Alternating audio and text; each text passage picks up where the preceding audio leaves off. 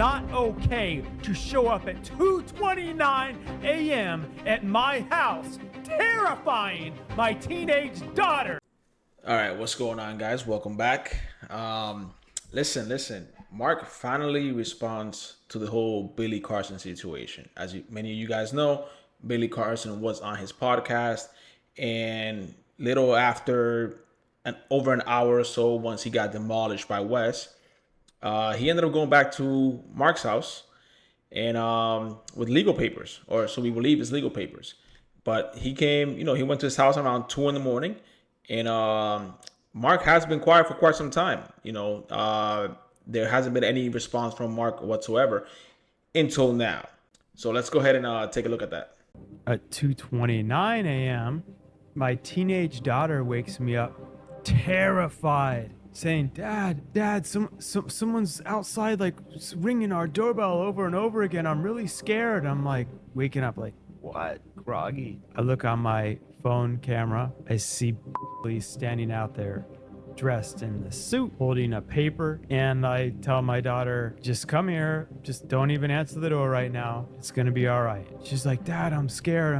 I'm like, I don't know what doing, but don't answer the door right now, everything's gonna be all right, Nevaeh. It's not allegedly, that was factually showing up at 2:29 a.m. with. And I'm sure you guys already saw the Ring camera video regarding Billy Carson going to this gentleman's house at 2 in the morning. I don't know what he had in his hand. I can assume it was a handwritten cease and desist that he wrote from seeing what he texted me. That was very weird, very strange, not okay. My daughter was terrified by this weird reaction. I saw him mention somewhere else that Mark and I both grind. It's normal.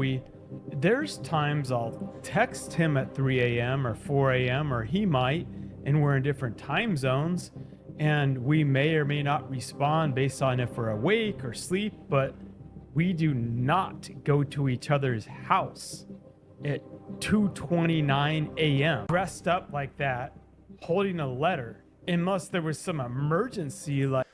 There's the Ring camera video. As you guys can see, I mean, anybody, I think, will be in question. And, if you're definitely a teenager or younger, you'll be terrified to see any gentleman at this time of the night, basically, knocking on your door. Like, my son was staying the night at their house and something horrible happened, but absolutely not do we cross these types of boundaries. That was strange, weird, and absolutely threatening behavior that terrified my daughter. Not allegedly, factually. Not okay. Factually. I've stayed quiet for a month plus, and you think that I'm sitting here behind the scenes like I'm some wussy underdog. No, I wasn't even gonna sink down to the level of this nonsense.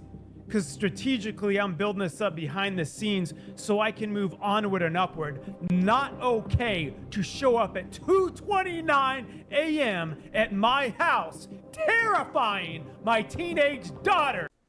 I mean, not for not, but you can tell this guy is pissed. You can tell this guy is extremely livid. And this is a month after the situation happened. I don't know if he's doing it for the camera or not. It is 30 days after, but you can tell this guy is just super mad. And honestly, I don't blame him. I don't blame him one bit. Billy knew what he was doing, or at least he thought he knew, and then he got exposed. But, I mean, listen, at this point, I got to side with Mark on this one. If you want to have a conversation regarding anything regarding the podcast, you could have waited until the very next day, but you knew that you wanted that podcast not to go live on YouTube, and there you go. So this is what a 2 a.m. run looks like. And I forgot. Had his security guy come and hand my 9-year-old son at the time on Sunday after that a cease and desist letter, not from a lawyer, but that had written to my 9-year-old son to come up and hand deliver to me. Anyway, talk about crossing boundaries. I called my good man and was like, bro, I want to know if it's okay with you if I have Wesley Huff, who is and I went over all his credentials, a Bible historian, I still butcher the word, like linguist, all his stuff, to be able to join us on the show. And I flat out said to Billy, my good man, because when it comes to all your ancient books you study, the Emerald Tablets, all the other things, I don't know anything about that, bro.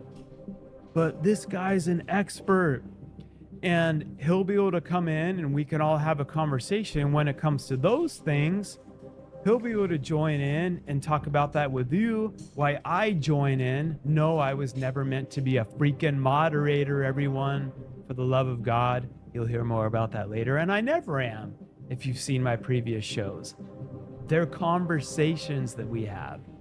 Anyway, but I was like, I would never want to have someone like that just jump in on a show and like catch you off guard without you being cool with it. I would never do that. Mind you, I'm assuming they still live in the same neighborhood because this happened about a month ago. I don't think Billy's going to move, and neither is this guy here. So I bet it's pretty awkward if they were to see each other. And he was like, oh, yeah, bro. Like, Mark, yeah, that's totally fine. For sure. Let's do it. You see, Wesley then counteracts it. And then I believe his response, very humbly and nicely, by the way, was like, fair enough. I was like in shock when that happened, because I was like, wait, what? I mean, that was nice and humble, but wait, fair enough. Hold on, wait, what? Because I'm used to my man Billy talking and going on and telling me all these points and tangents, and I thought he was going to have him. I truly, in my heart, honest to God, thought that he was going to have all these things to rebuttal him on and be like, da da da da da da da. That's what I was used to knowing. So when he's like, fair enough, I was like, I was like, what is going on right now? You have to understand, Billy actually never debated anybody. He only went on podcasts with a specific host. No one ever questioned Billy about anything, let alone have a debate with him. Oh. Okay, how do we keep moving this forward? So we started getting into the other points. I believe, like Jesus, the book that was so-called written in the Harvard libraries, you guys have all seen it.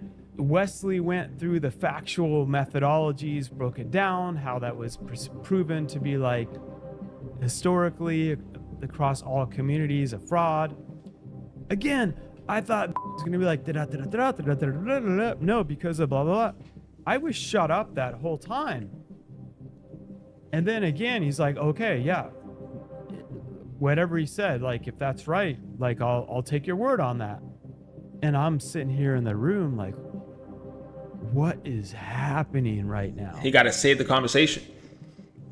Because even as we were coming into this debate conversation show, I sat right next to my man before we recorded, again, with full consent. All right, so what do you guys think? As you guys see, Mark knew exactly that Billy had messed up when it was obvious to everybody that saw that interview when he was getting basically handled. So to Mark's defense, he tried to look out for his boy that lives in the same community. And apparently it just wasn't enough. I mean, Billy exposed himself to the fullest degree. But what do you guys think? Do you guys think that Mark is in the right here to put this out 30 days after the fact or a month after the fact? Or should he have stayed quiet? Because I don't know if this is going to change anything, but I do feel like it was needed for Mark to pretty much give his take on exactly what happened. And not even give his take, but to confirm what everybody had already expected. But yeah, guys, like always, make sure to like, subscribe, comment down below, and I'll see you guys in the next one.